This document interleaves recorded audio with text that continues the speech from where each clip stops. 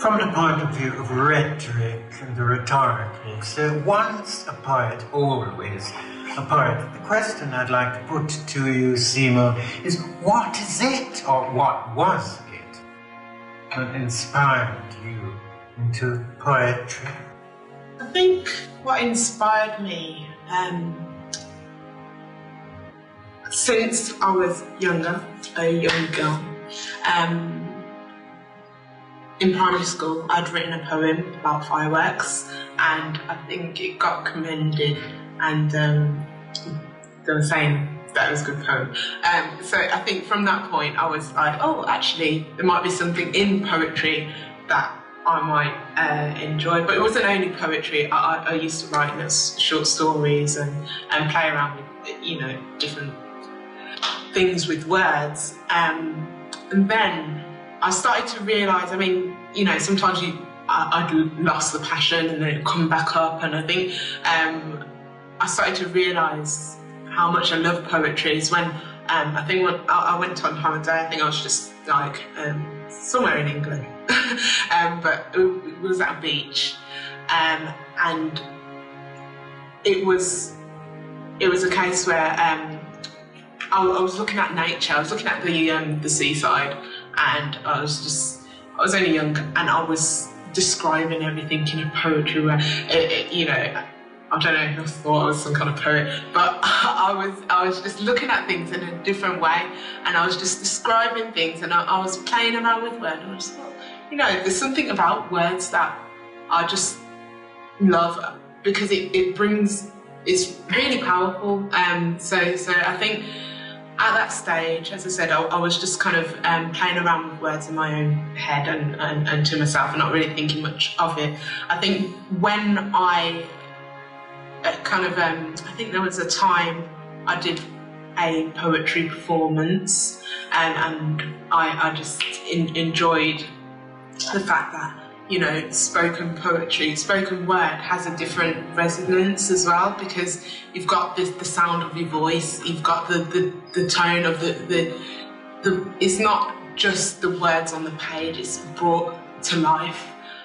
So I think that aspect was brought to life mainly as I was going through university, because I did study English with creative writing. So I think what inspired me, I would say, is my journey throughout life. People inspire me. When I think about people, when I hear about people's life experiences, or nature, just seeing, like I said, walking down the seaside, and you just think, wow, how is that there? How is it a massive sea? How is that formed? And putting that in words, making words actually have resonance. Even such things as song, that inspires me in itself. The words within songs, I love listening to music which has words which accompany it, which, there's something about words that can be very powerful, and I think bringing that to life has always kind of inspired me as well, with the way that when we was younger, we've been brought up in a Christian home, and from a young age with, say for instance, the Bible, the King James Version especially, is quite poetic in the way that it's written, and it uses words that you wouldn't really kind of connect together, and you're like, oh, actually that's a nice, interesting way of wording something. And I think that reading the Bible is, it's quite, as I said, it's a poetic book, and you can get, and it brings life to words, and experiences, stories, and it's just an amazing thing, I think. So. Oh, very impressive. I'm enchanted to the effect that once a poet, once an author, once a literary, I'm beginning to see strands of inspiration for the present generation, those who are wanting to go into the creative writing industry. I'm very inspired by what you're saying, because what you're saying sounds very much like some of the aims and objectives set by students, albeit whether they have had support or not. It drives me to think that some of these aims and objectives have at long last been met.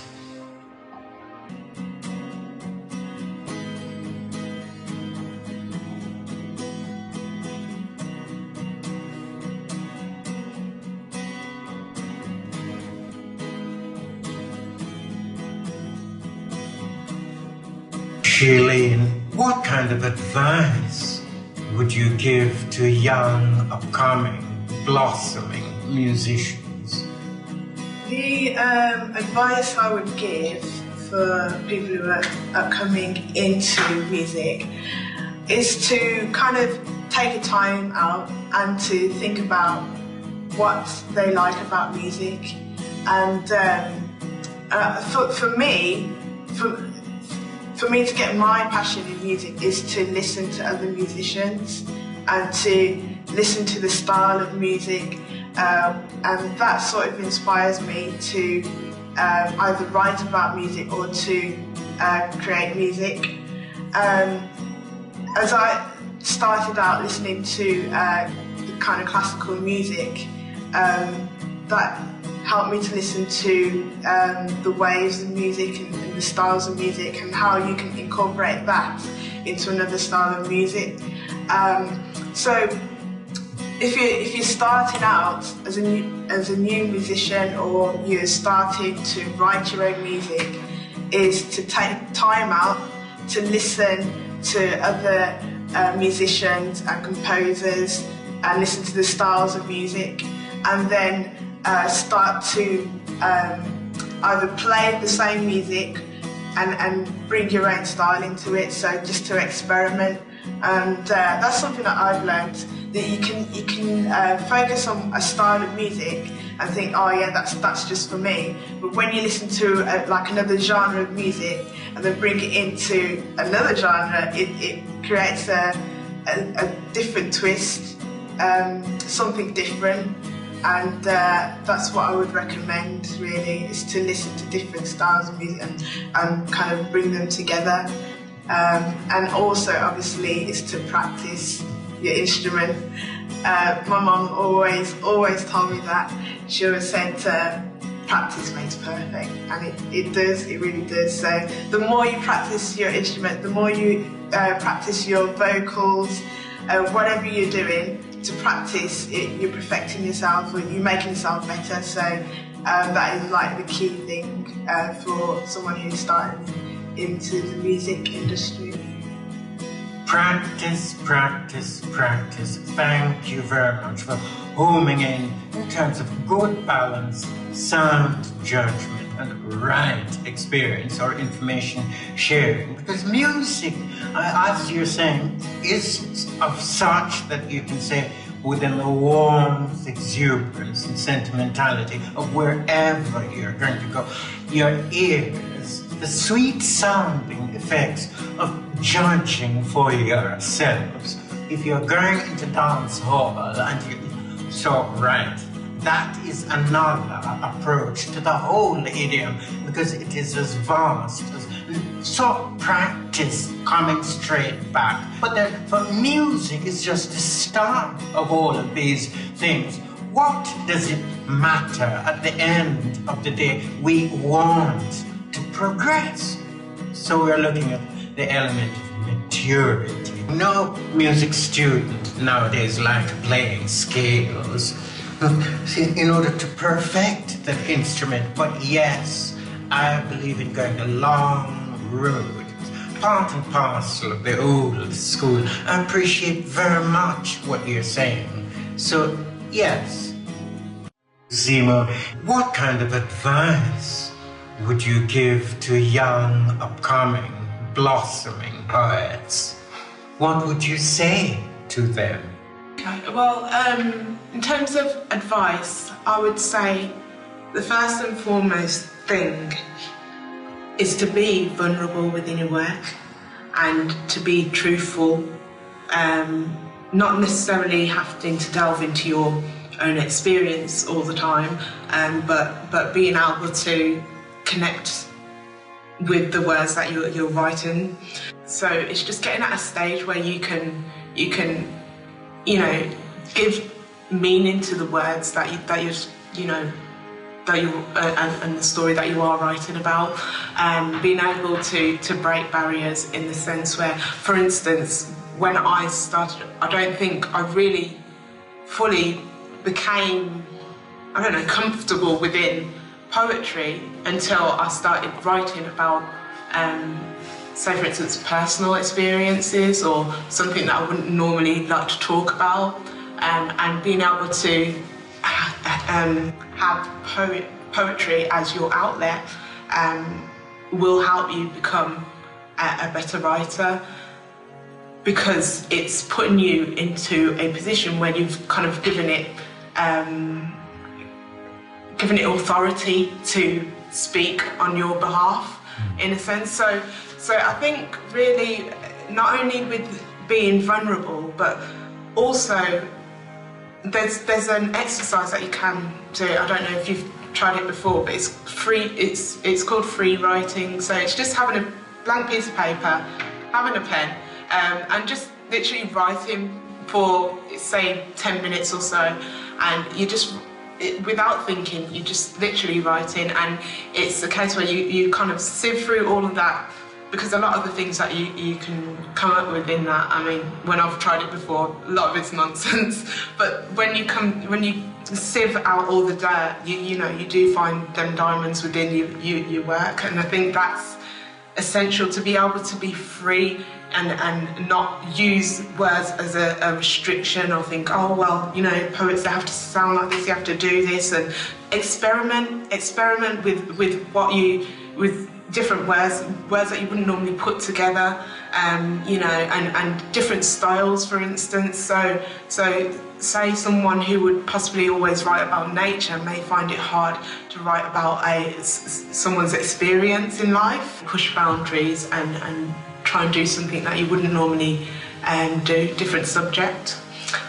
Number 2, I would say, be vulnerable in your work, because you need to be honest in your words, and then you can really see, you can give yourself to poetry.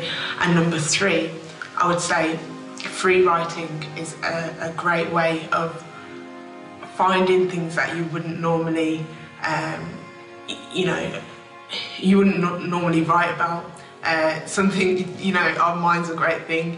If you don't give it a chance to think, you can write so much rubbish, but then you can find, actually, that is, I wouldn't have come up with that. So, it's giving you that chance to break away. Creativity is about breaking away from structure, and I think that's the best 3 ways to do that.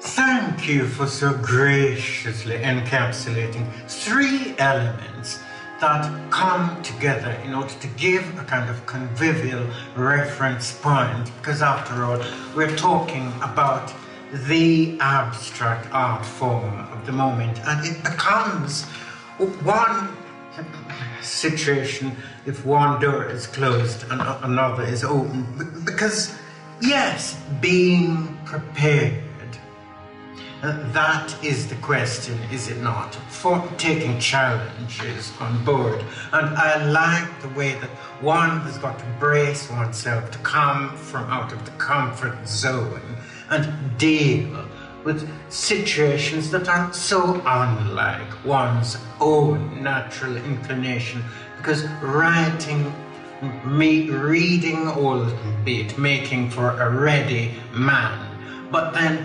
growing and developing and unfolding in a changing world. This is what you're telling me about, especially in relation to these 3 elements. The one that I tend to latch on to is the very last you mentioned. It's almost like writing in the sand, buzzing in the dark, just asking yourself, world, oh world, what's out there? The unseen, and how best can I respond? Just write, and nobody knows where the trend of the response to the literary is going to take you at the end of the day. I really do appreciate these elements that you've put so favorably. Thank you for answering this question. Finally, at long last, I'd like to take the opportunity of thanking you very much for participating in this exercise. I'm sure that it has been, of course, food for thought, and we're going to be communicating later. And yes, we're going to go from strength to strength. Thank you for making this possible.